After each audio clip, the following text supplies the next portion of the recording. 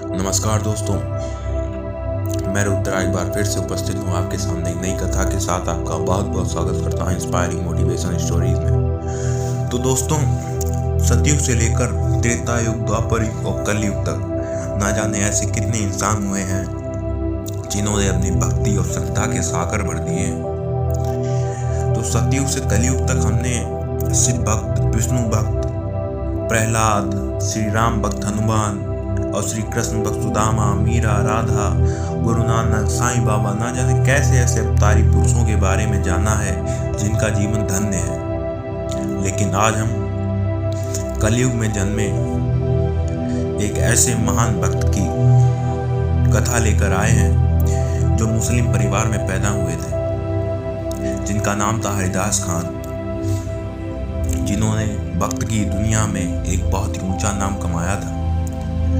तो ऐसे भक्त धरती पर बहुत ही कम पैदा होते हैं जिसे ईश्वर की सच्ची भक्ति का मोह लग जाता है। उसके सामने संसार की हर मोह माया फीकी पड़ जाती है। तो आज इस वीडियो के अंदर हम भक्त हरिदास खान के बारे में जानेंगे। तो चलिए शुरू करते हैं।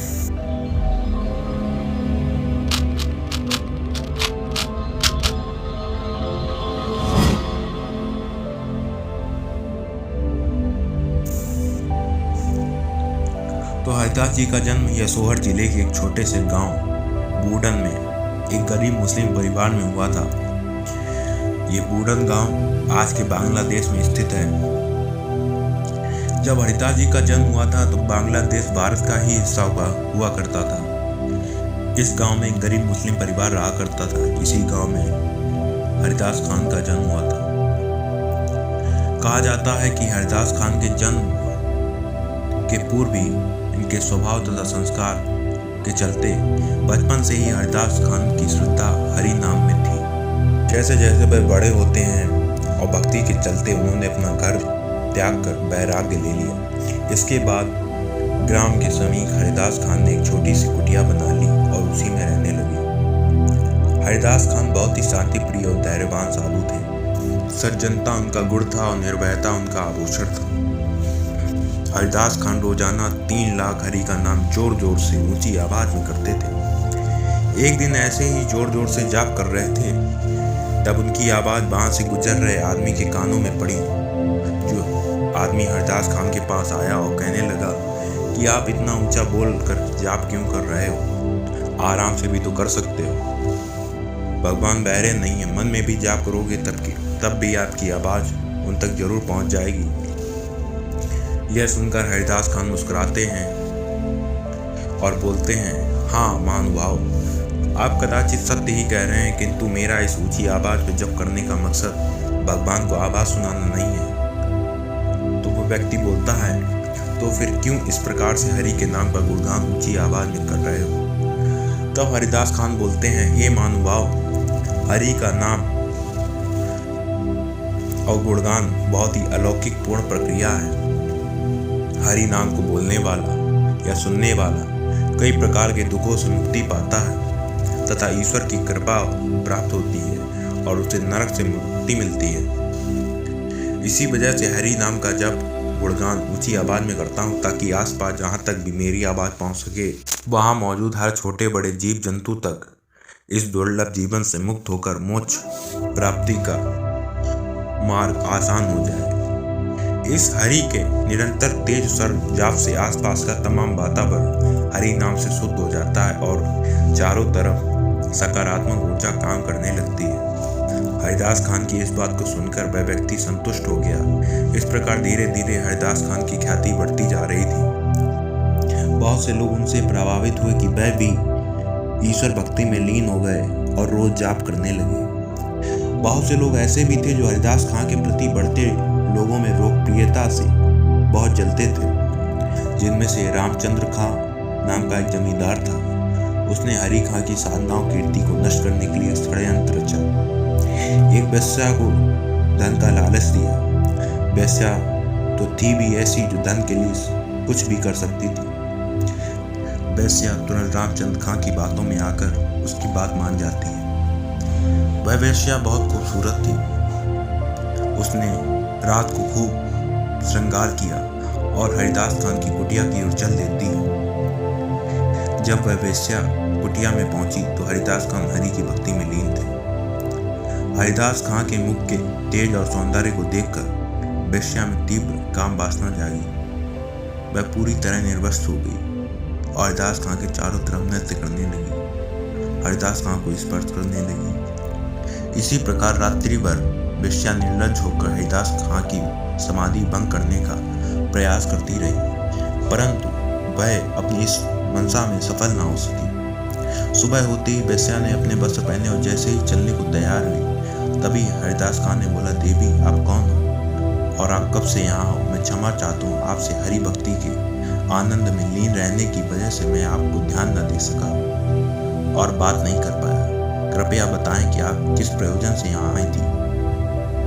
तब उस समय वेश्या ने हरिदास खान की किसी भी बात का जवाब ना दिया और बस मुस्कुरा कर चली गई। इस तरह 3 दिनों तक इसी प्रकार निर्लज्ज प्रक्रिया के दौरान हरिदास खान के साधना को भंग करने का प्रयास करती रही, लेकिन वह अपनी इस मंशा में तनिक भी सफल नहीं हो सकी। चौथे दिन वेश्या कुटिया में जाने की हिम्मत कर पाई और एक ही बात बार बार सोचकर वेश्या को अंदर से गिलानी हो उठी, जो मुझ तक परम सुंदरी का आभास तक नहीं करता तथा अपनी ही धुन में लीन रहता है, तो निश्चय ही इसे किसी अलौकिक आनंद की प्राप्ति हो रही है। अवश्य ही इसे कोई अन्य ऐसा आनंद प्राप्त हो रहा है जिसके समक्ष संसार का हर आनंद माया इसके सामने फीके लगते हैं। इस विचारधारा के चलते अब वेश्या भी उस परम आनंद को पाने की तीव्र इच्छा में प्रकट होती है। इसके बाद उसने हार मान ली और खुद से उसे नफरत होने लगी। उसकी आंखों से आंसू की धारा बहने लगी। लगातार 3 दिनों तक वेश्या के कानों में हरि नाम का जाप जाता रहा, जिसकी वजह से चौथे दिन वह पूरी तरह से बदल चुकी थी।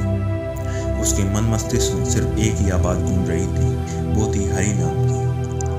3 दिनों तक लगातार उसके कानों में हरिदास खान के द्वारा की जाने वाली हरि भक्त की अमृत धारा वेश्या के कानों में होते हुए पूरे अंतःकरण से इस प्रकार बस चुकी थी कि वेश्या का पूरा अंतःकरण अब शुद्ध हो चुका था, वह हरिमय हो चुकी थी। उसने अपनी तुरंत वेशभूषा बदली और एक साध्वी की वेशभूषा धारण कर हरिदास खान के समक्ष जा पहुंची और उनके चरणों में खुद को समर्पित कर दिया। हरिदास खान ने उस स्त्री को उठाया और हरि नाम तथा भक्ति की दीक्षा दी और उसे तपस्वी बना दिया। अब वह स्त्री सद्मार्ग पर चलने लगी और हरि भक्त करने लगी। अब वह स्त्री भी उसी आनंद की प्राप्ति कर पा रही थी जिस हरि भक्त के आनंद रस में डूबकर हरिदास खान जी गोते लगाते रहते थे। हरिदास खान अब वह कुटिया और उस स्थान उस स्त्री को सौंपकर स्वयं हरि नाम का प्रचार करने के लिए वहां से चले गए। इस प्रकार हरि नाम तथा भक्ति के परम अद्भुत प्रभाव के चलते ही वेश्या बहुत बड़ी साध्वी बन गई। और इधर हरिदास खान शांतिपुर नाम की नगर में पहुंचे। इस नगर में मुस्लिम शासन था, वहाँ कई हिंदू भी रहते थे। मुस्लिम शासन और क्रूर शासकों की वजह से आए दिन वह हिंदुओं को धर्म और भक्ति के नाम पर प्रताड़ित किया जाता था।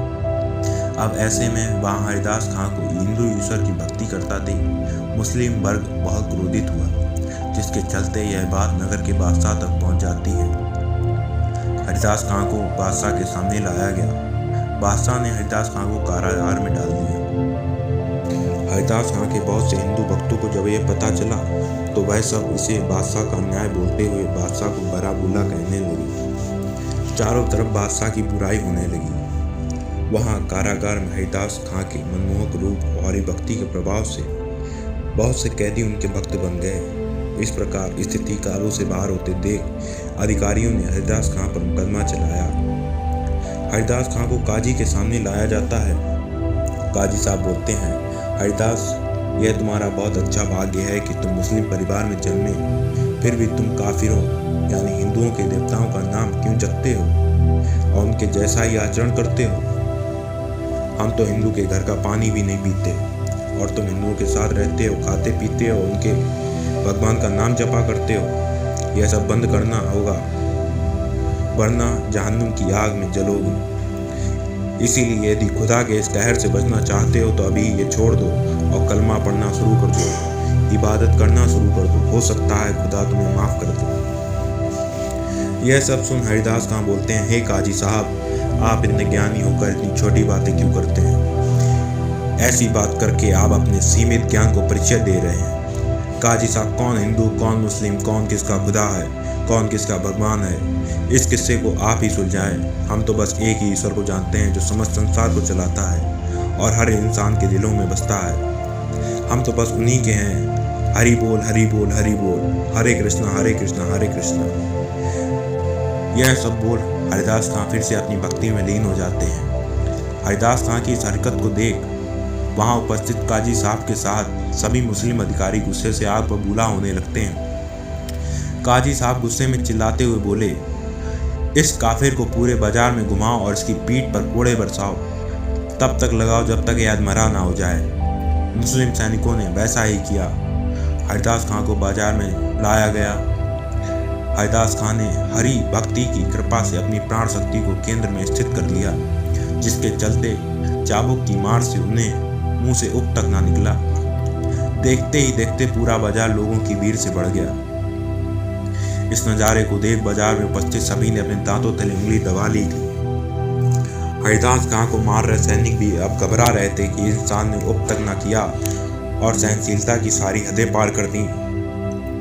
तो इस तरह यह सिलसिला कुछ देर और चला और चलता रहा और फिर मारने वाले सभी सैनिक थक कर वहां गिर गए। इधर हरिदास खां जमीन में एक जिंदा लाश बनकर पड़े हुए थे।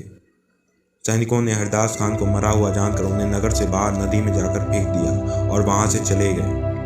केंद्र में स्थित प्राण शक्ति स्वयं ही हरिदास खां के पूरे शरीर में समाहित हो उठी, जिसके चलते कुछ समय बाद हरिदास खां फिर से चैतन्य होकर जीवित नदी से बाहर निकल आए और फिर से हरि का नाम जाप करने लगे। तो दोस्तों, यह कहानी कलयुग में जन्मे ईश्वर के महान भक्त हरिदास खान की एक सच्ची कहानी है। तो आशा करूँगा ये कहानी आपको बहुत पसंद आई होगी।